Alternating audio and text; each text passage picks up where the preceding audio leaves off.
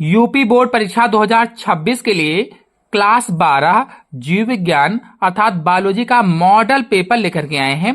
बहुत ही important model paper है और सभी क्वेश्चन बहुत ही इंपॉर्टेंट है। जो लॉन्ग क्वेश्चन इसमें बताएंगे वो कई बार आते हैं और इस बार भी परीक्षा में आ सकते हैं। तो चलिए शुरू करते हैं। देखिए, पहला जो क्वेश्चन होता है वो विकल्पी का होता है। 4 खंड रहते हैं, यानी 4 क्वेश्चन रहते हैं विकल्पी के।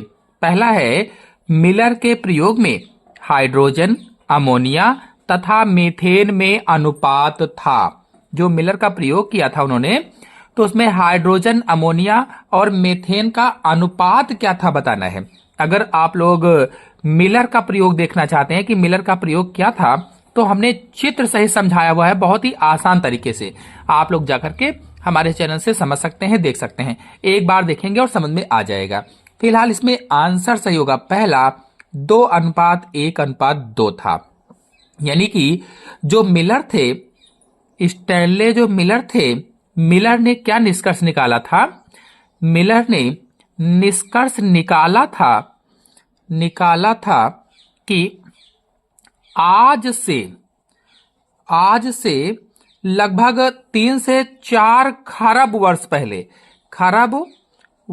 पहले इन्होंने बताया कि आज से लगभग 3 से 4 खरब वर्ष पहले आदि युग में पृथ्वी वाष्प, बादलों, मीथेन, अमोनिया और हाइड्रोजन गैसों से घिरी हुई थी। तो इसलिए यह सिद्ध करने के लिए इन्होंने एक प्रयोग किया था और उस प्रयोग में इन्होंने हाइड्रोजन, अमोनिया और मीथेन गैसों का अनुपात 2:1:2 का लिया था। फिर अगला क्वेश्चन है, सामाजिक एवं बहुरूपी कीट है। घरेलू मक्खी, मधुमक्खी, मच्छर, काकरोच। सामाजिक एवं बहुरूपी कीट बताना है कौन सा होगा। तो आंसर से होगा इसमें दूसरा, मधुमक्खी होता है। और आपको बता दें, ये एक साथ समूह में रहती है, एक साथ समूह में रहती है। और इसी तरह से जो दीमक होता है उसे भी सामाजिक कीट माना जाता है। मधुमक्खी और जो दीमक है इसे भी सामाजिक कीट माना जाता है। जंतु कोशिकाओं में क्लोनिंग के लिए उपयुक्त संवाहक है। जो जंतु कोशिकाएं होती हैं उसमें क्लोनिंग के लिए उपयुक्त संवाहक का नाम बताना है। इसमें आंसर सही होगा चौथा, PBr 322 उपयुक्त संवाहक होता है। फिर अगला क्वेश्चन है, उत्तर प्रदेश का राज्य पक्षी है। मोर, सारस, कबूतर, गौरैया। इनमें से राज्य पक्षी का नाम बताना है। तो राज्य पक्षी जो होता है वो सारस होता है। अगर पूछा जाता है यहां पर कि उत्तर प्रदेश का राजकीय पशु कौन सा है, राजकीय पशु अगर पूछ लेता तो बारहसिंघा बताते। बारहसिंघा राजकीय पशु होता है। और अगर उत्तर प्रदेश का राजकीय वृक्ष पूछा जाता तो अशोक का जो वृक्ष होता है वो राजकीय वृक्ष होता है, अशोक का वृक्ष। और अगर राजकीय पुष्प पूछ लेते, राजकीय पुष्प, तो राजकीय पुष्प पलाश होता है, पलाश। और इसी तरह से अगर राजकीय मिठाई पूछ लेते, उत्तर प्रदेश की राजकीय मिठाई तो जलेबी होती है, जलेबी। नेक्स्ट क्वेश्चन पर आते हैं। देखिए, जो 2 नंबर का क्वेश्चन होता है ये अति लघु उत्तरीय होता है, 1-1 नंबर के होते हैं और 5 खंड इसमें होते हैं, सभी करने होते हैं। तो पहला है, वंशागति के क्रोमोसोमवाद को किसने प्रस्तुत किया था। तो ये इंपॉर्टेंट क्वेश्चन है और कई बार पूछा जाता है परीक्षा में, इसको जरूर याद कर लेंगे। इसमें वाल्टर सटन व थियोडर बावेरी ने वंशागति का क्रोमोसोमवाद दिया था या वंशागति के क्रोमोसोमवाद को प्रस्तुत किया था। फिर अगला है, जीन की परिभाषा दीजिए, ये कहां पाए जाते हैं। कि जो डीएनए होता है, डीएनए अणु का ऐसा खंड जिसमें विशिष्ट प्रोटीन संश्लेषण संश्लेषण के लिए न्यूक्लियोटाइड अनुक्रम के रूप में सांकेतिक सूचना संचित रहती है, उसे ही जीन कहा जाता है। यानी जो जीन है ये डीएनए अणु का एक छोटा सा खंड होता है जिसमें विशिष्ट प्रोटीन संश्लेषण के लिए न्यूक्लियोटाइड अनुक्रम के रूप में सांकेतिक सूचनाएं संचित रहती हैं, इकट्ठा रहती हैं। और फिर अगला प्रश्न है, विलुप्त प्रजातियां क्या हैं? विलुप्त प्रजातियां किसे कहा जाता है? तो ऐसी प्रजातियां जो अब विलुप्त हो गई हैं, जो अब इस संसार में नहीं हैं, विलुप्त हो गई हैं, उन्हें विलुप्त प्रजातियां कहा जाता है। जैसे डोडो पक्षी है, ये पूरी तरह से विलुप्त हो गया है, तो इसे विलुप्त प्रजाति कहते हैं। तो इस पर हमारे चैनल में वीडियो अपलोडेड है, आप लोग चाहें तो इसके बारे में और अधिक जानकारी प्राप्त कर सकते हैं। फिर अगला है, वाहित मल प्रदूषण क्या है? तो जो नगरों से बहकर जो जल आता है, नगरों से बहकर आने वाला ये जल मान लेते हैं, इसमें कूड़ा करकट मिल जाता है, मल मूत्र मिल जाता है, तो ये सब वाहित मल कहलाता है। नगरों से बहकर आने वाले जल में जब कूड़ा करकट, मल मूत्र आदि सभी चीजें मिल जाती हैं तो उसे वाहित मल कहा जाता है, और इस तरह से जल गंदा हो जाता है तो उसे ही वाहित मल प्रदूषण कहते हैं। फिर अगला है, आणविक कैंची क्या है? इसकी परिभाषा दीजिए। आणविक कैंची यानी कि रिस्ट्रिक्शन एंडोन्यूक्लिएज एंजाइम।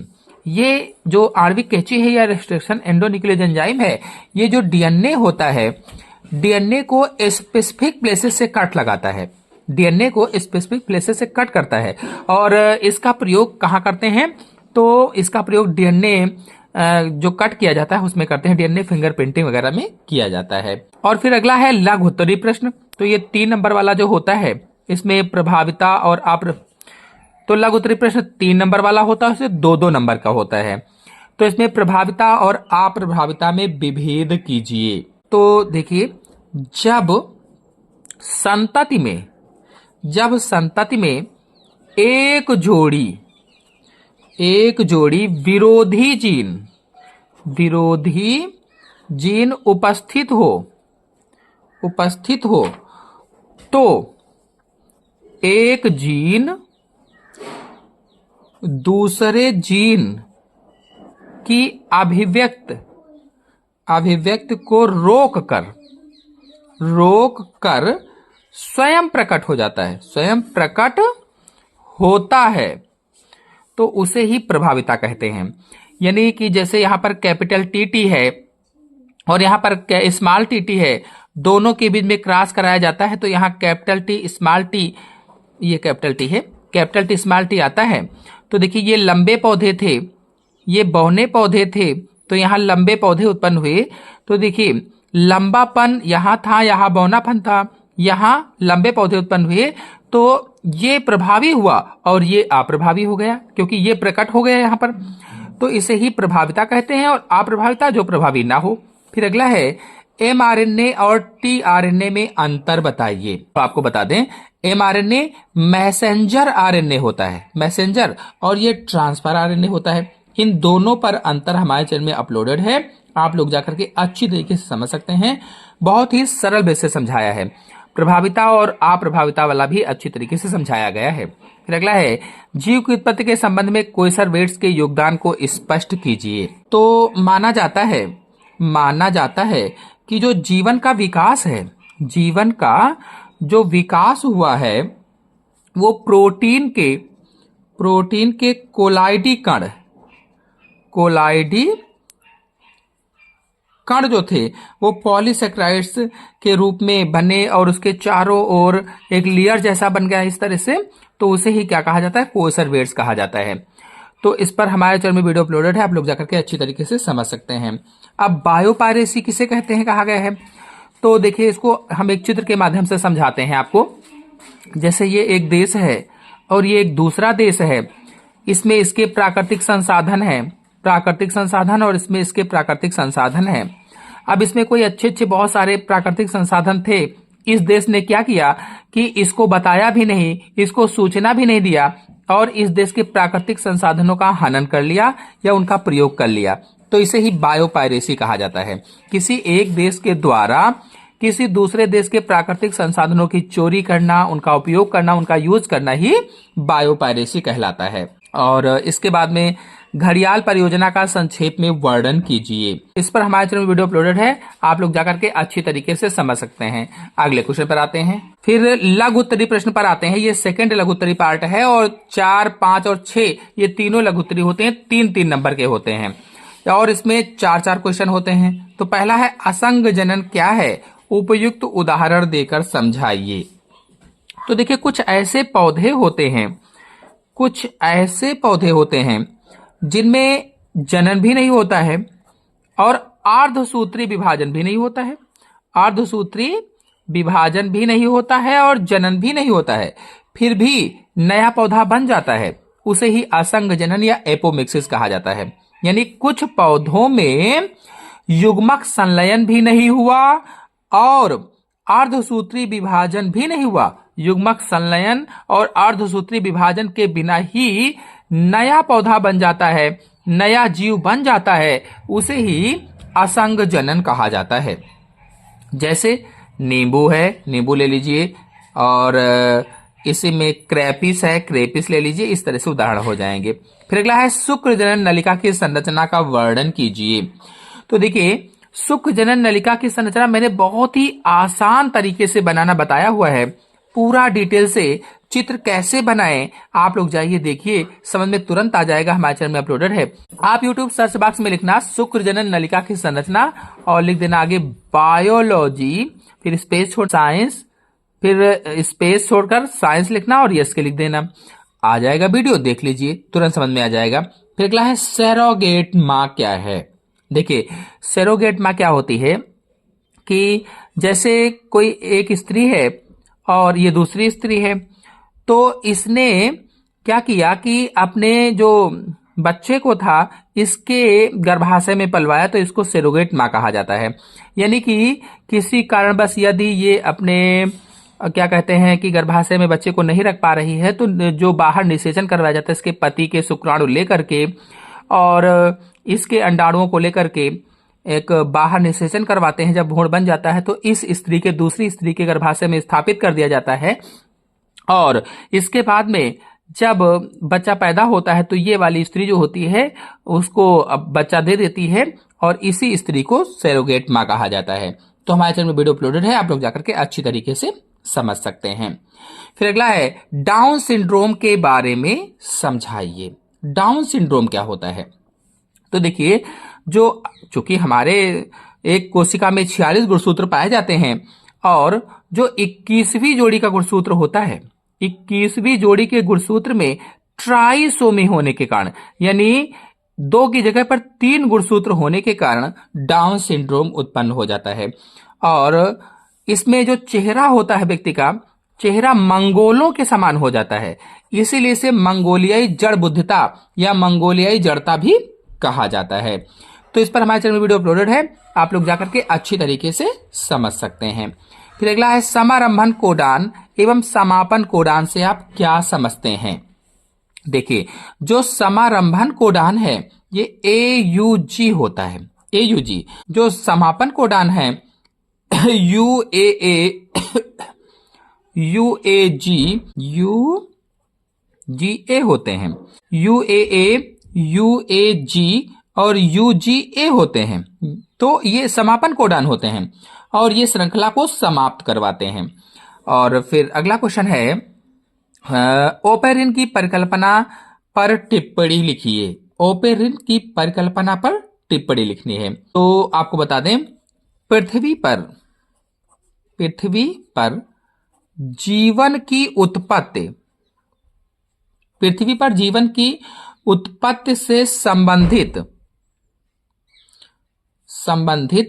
परिकल्पना इन्होंने दी थी, उसे ही ओपेरिन परिकल्पना कहा जाता है, जिसमें जो बायोजेनी थी और रासायनिक विकास था वो सब बताया गया था। तो हमारे चैनल में वीडियो अपलोडेड है, आप लोग जाकर के अच्छी तरीके से समझ सकते हैं और डिस्क्रिप्शन में मैंने लिंक भी दे दिया है, आप वहां से ये वीडियो जाकर के देख सकते हैं। फिर अगला है उत्परिवर्तन पर संक्षिप्त टिप्पणी लिखिए। तो उत्परिवर्तनवाद को हुंगो डी व्रीज ने दिया था, लेकिन अगर उत्परिवर्तन की परिभाषा देखी जाए तो जीन में अचानक होने वाले परिवर्तन, अचानक होने वाले परिवर्तन उत्परिवर्तन कहलाते हैं। जीन में अचानक होने वाले परिवर्तन ही उत्परिवर्तन कहलाते हैं। और उत्परिवर्तनवाद को मैंने बताया हुंगो डी व्रीज ने दिया था। तो काफी डिटेल हमारे चैनल में अपलोडेड है, डिस्क्रिप्शन में लिंक है, आप लोग जाकर के अच्छी तरीके से समझ सकते हैं। फिर अगला है कृषि में जैव उर्वरकों का महत्व बताइए। देखिए जो जैव उर्वरक होते हैं वो उर्वरता, खेती जो खेत होते हैं, जो फसल होती है खेतों में, फसलों की उर्वरता को बढ़ाते हैं। जैसे अब जैव उर्वरकों में आप राइजोबियम को ले लीजिए, राइजोबियम सूक्ष्म जीव को ले लीजिए। तो ये जो राइजोबियम सूक्ष्म जीव है वायुमंडल की नाइट्रोजन का स्थिरीकरण करता है, जिससे जैविक उर्वरता बढ़ती है। इस तरह से जो फसलें होती हैं उनमें उपजाऊपन बढ़ता है। तो जैव उर्वरक पर हमारे चैनल में वीडियो अपलोडेड है, आप लोग जाकर के अच्छी तरीके से समझ सकते हैं, देख सकते हैं। फिर अगला है बायोरिएक्टर पर टिप्पणी लिखिए। फिर अगला क्वेश्चन है बायोरिएक्टर पर टिप्पणी लिखिए। ये भी 3-3 नंबर का होता है, लघु उत्तरी ही है। तो ये एक सिलेंडर जैसा होता है। बायोरिएक्टर एक सिलेंडर के समान होता है, इस तरह से बना होता है और इसमें इस तरह से यहाँ पर छूड़े जैसे लगे होते हैं इस तरह से। तो बायोरिएक्टर एक सिलेंडर के समान होता है और इसमें जो सूक्ष्म जीव होते हैं, सूक्ष्म जीवों को, पौधों को, जंतुओं को, सूक्ष्म जीवों, पौधों, जंतुओं और मानव कोशिकाओं को कल्चर किया जाता है। सूक्ष्म जीवों को, पौधों को, जंतुओं को, मानव कोशिकाओं को क्या कहते हैं? कल्चर कहते हैं। और कल्चर करने के बाद उनसे विशिष्ट उत्पाद प्राप्त किए जाते हैं, विशिष्ट विकर प्राप्त किए जाते हैं, विशिष्ट एंजाइम प्राप्त किए जाते हैं। इसके बारे में हमारे चैनल में वीडियो अपलोडेड है, आप लोग जाकर के अच्छी तरीके से समझ सकते हैं।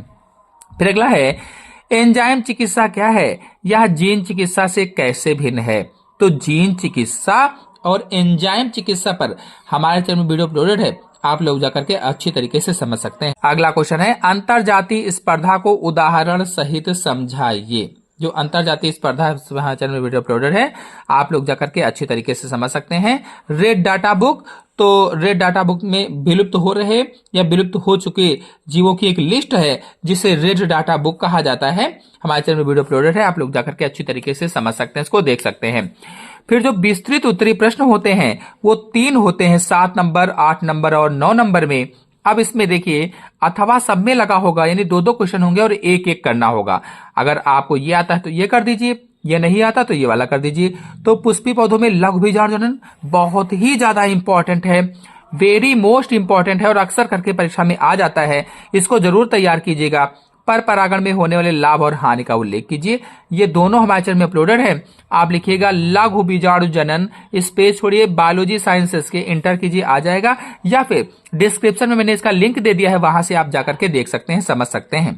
और पर परागण भी अपलोडेड है, लाभ और हानियां भी अपलोडेड है। फिर अगला है एस्केरिस से आप क्या समझते हैं, इसके बचाव, उपचार और नियंत्रण पर उल्लेख कीजिए। फुल वीडियो हमारे चैनल में अपलोडेड है, आप जाकर समझ सकते हैं, देख सकते हैं। फिर अगला है मलेरिया रोग का रोगजनक लक्षण उपचार, हमारे चैनल में अपलोडेड है और मलेरिया रोग बहुत ही ज्यादा इंपॉर्टेंट भी है, परीक्षा में पूछा जा सकता है। फिर अगला है लैमार्कवाद व डार्विनवाद की तुलना रेखा चित्रों की सहायता से कीजिए।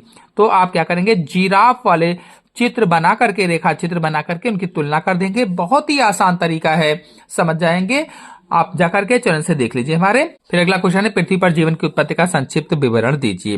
तो इस तरह से ये लॉन्ग क्वेश्चन, एक ये वाला, एक ये वाला, एक ये वाला और ये वाला बहुत ही ज्यादा इंपॉर्टेंट है, इनको जरूर तैयार कर लेना। आशा है आपको पूरा वीडियो अच्छी तरीके से समझ में आया होगा। लाइक कीजिए, सभी दोस्तों में शेयर कीजिए, चैनल पहली बार आए हैं तो चैनल को सब्सक्राइब भी कर लीजिए। धन्यवाद।